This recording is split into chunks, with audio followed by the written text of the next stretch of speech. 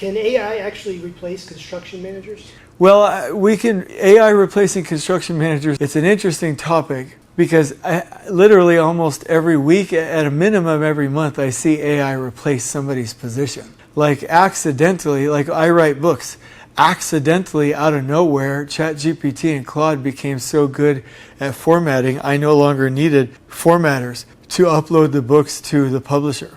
Accidentally out of nowhere, AI got so good, I no longer needed an editor. It eventually got so good, I no longer needed researchers. And now I don't need lawyers to a certain extent for contract reviews. I don't need a lot of programs now to do reviews of contract drawings for quantities or things like that. Like, it's replacing a lot of stuff. I would say that, this is a good answer. I got it. AI will replace the PMI manager because it's all button pushing, it's all administration. AI will replace all of that, but real builders, strategists, tacticians, logisticians, real builders that know how to build, know how to review, know how to lead teams, know how to move people, know how to organize, know what they're doing, have a trade, have a skill. I mean, if it ever happened, I'd be super surprised, but at least not in the next 40, 50 years. But I will say the Project Management Institute, the PMI paper managers,